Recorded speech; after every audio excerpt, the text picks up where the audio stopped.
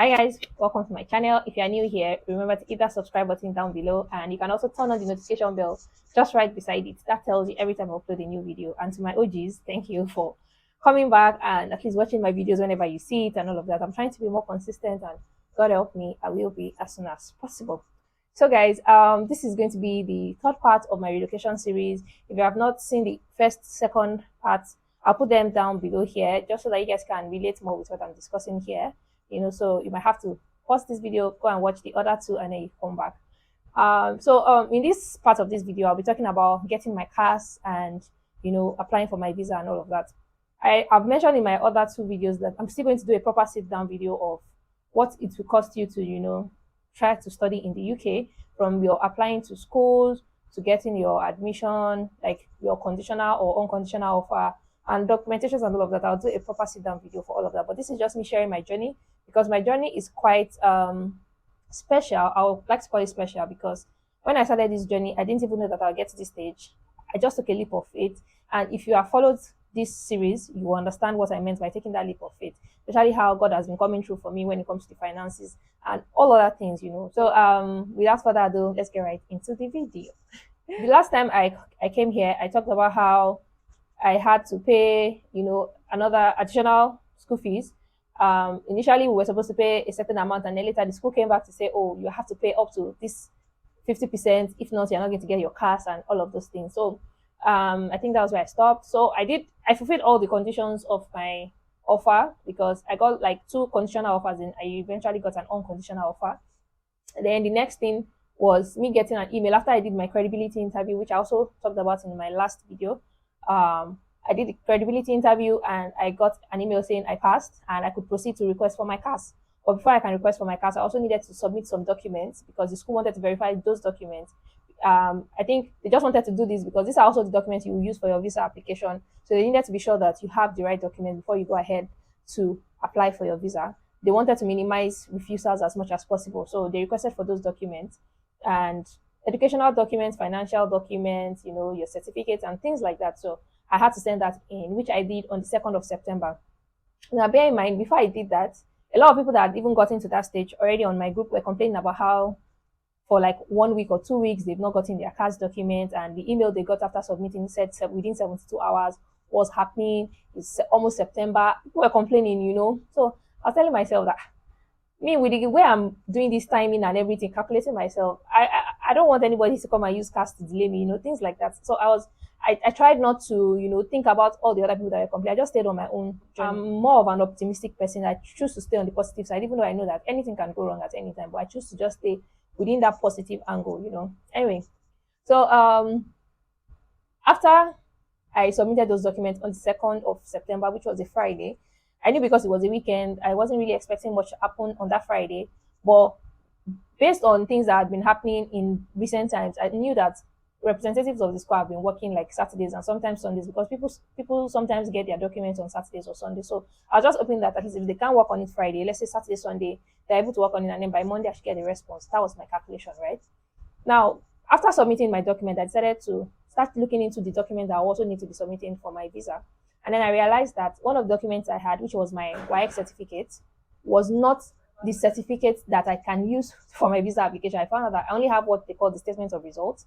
But funny enough, I've used this for my university application and I finished from the university. I've used it for job applications and things like that. So I was just wondering, would I need it, would I not need it? But because it's visa application, I didn't want to take any chances. So I decided that, okay, let me see how I can get this original YX certificate.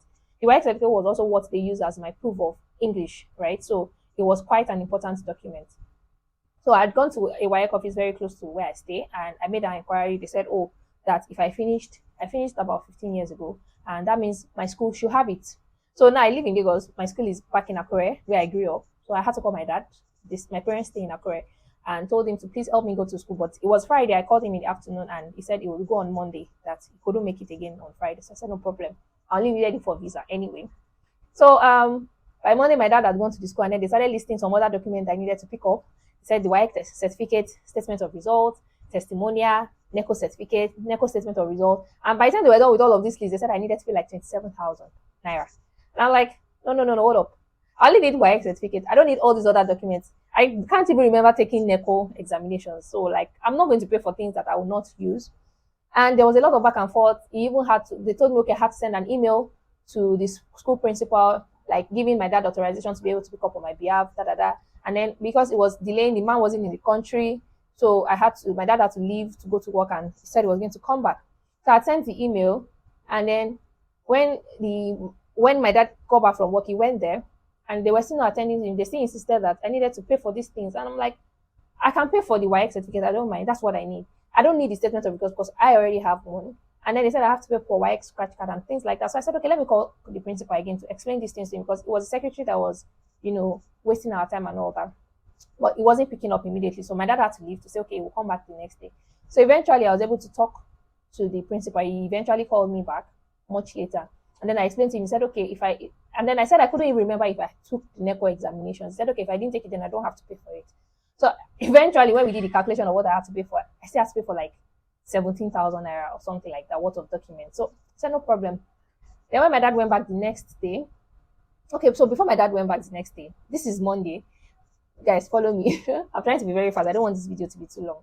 Later that evening, I said, okay, let me just go through my email. I was expecting a mail from the school, of course, as regards my CAS and all that. So I've been checking my mails constantly, and then people keep complaining on the group and all that. So, and then I found out that earlier in the day, they had even sent me a mail saying that they needed the original certificate of my YEC results. Guys, I was not even expecting that the school would ask for it when I started trying to get this document. And all along, they've been using the statement of results. So I'm wondering, okay, it must really be very important. And I was like, thank God I even already had the process running. Like, imagine if I didn't even know about that, and I don't have parents living in Accra or something like that, It was just really God coming through for me. Immediately I saw that mail, I was a bit scared that, I was expecting that like by Monday I would be getting my CAS. Now they are saying that she sent another document, da, da, da. But I remained hopeful. So on Tuesday when my dad went back to school, they still insisted that, now they could find my NECO result. They found my NECO certificate. That's why I wrote NECO. I'm like, okay, not a problem. How much is everything? Let me just send the money and get this document. Like already, the fact that the school was even requesting for it now made it like something I needed to do on time. So I just told my dad, just get me the list of everything that they want to give you. Let me know how much it costs. I'm going to send the money, and then please pick it up. And as soon as you pick it up, help me take a picture of my work certificate, or at least find a way to scan it and send it across to me. I really need it urgently. And eventually I had to pay 22,000 naira, because the only thing I now didn't pay for was statements of results for the WAEC, which I had. Every other thing for the NECO, testimonial, and all those things, I had to pay for them, even though I didn't need them. Anyway, so after my dad picked the document and sent it to me, I quickly converted it to PDF and sent to my school. That was on Tuesday. And I just did a follow-up on Wednesday just to be sure that, because after I sent it in, I didn't get any response to say, they received it and all of that. So I chatted up the rep that I sent it to her email, and she had said, she received it and she had pushed it forward and all of that. So I now asked her, okay, with this new document that they had to request for now, would I still be able to get my CAS within the week? And then she was like, she's not sure. She can't say. Oh my God. I just put sad face emoji, and she didn't respond to that anyway. So I left the chat, and then I continued doing all that. And I just told myself that I will not be discouraged, that God will do the best, And guys, do you know that it was later in the evening, I was just going through my email again, because already they started sending in mails about us registering online, things like that. So I'd been checking my mail really regularly just to be sure that I'm on top of everything. And I realized that not long after I'd even chatted up the rep, I had gotten a response from the school. And the funny thing, the email looked very, very casual. And it was until I opened it, I realized that was even the email that had my CAS documents in it. Like, guys, I got my CAS within 2 days, 2 working days. I wasn't even expecting that. I was very hopeful, and I think it's very important that sometimes it's good to not get distracted by other people's journey, other people's complaints, all those things. Like, I know they can't help it. That's what they are going through. But sometimes, because you guys are also trying to get the same thing, you are also trying to do the same thing, there's tendency that you can start using their own yardstick to judge your own self. And you really have to be careful about that. I was really hopeful, and God really came through. I wasn't even expecting that, even with the fact that I had a document that I needed to now represent. And I did that, and I still got a response within a few hours after sending in that document. It was just God. I really wasn't expecting it. And if you have followed my relocation series from the first part to the second part, you will see me talking about how God has really been coming through for me. I started this journey with a leap of faith. How I even got to this point, I would not have anticipated it. And I'm really grateful to God. I'm grateful for everybody that has come through for me one way or the other. My sisters-in-law, my mother-in-law, my aunties, my husband, my friends. Story for another day. I was in the kitchen. I remember that I was trying to make fried rice, guys. How I finished making that fried rice and everything, I don't understand it. I could not even eat the food because I lost appetite. And fried rice is like my best food. Though. I did not eat it. Every other person in my house ate. I could not eat. I was too excited. I was so elated because I had a deadline in my mind of when I wanted to get my CAS, just so that I could apply for my visa at a particular time and things like that. So, and all of those things just started falling into place. Anyway, long story short, I got my CAS, and then I had to now be sure that I had everything I also needed for my visa application process. Like I needed to reprint my statement of accounts because it was also one of the documents I used for the school. Or the initial one I printed was for the 2nd of September. I had to print like another one because this was now like 7th of September, thereabouts. So I needed to print a more recent one anyway. So I did this on the day that I was going to apply for my visa, which I did by Friday. Friday was today is Sunday 11th. So Friday was 9. Yeah, 9th September. Anyway, so I did all of that. I have applied for my visa. My biometric days is still a bit far away, not like far away, like a week away, but I'm hoping I can get a closer date. And I'm also hoping that once I get the closer date, I paid for priority. So within 5 days, I'm expecting my visa, and then I can come here and pop my champagne that I've been keeping for that purpose, and then we can celebrate together. And then you guys can start seeing all of these videos. I've been uploading, but they are not public yet. Anyway, so this is me here coming to update you guys, just like I said I would. Initially, I thought I would do this with the visa testimony, but I think it will be too long, and then I'll have to wait like another 1 or 2 weeks before I'm able to do that. So I didn't want to wait.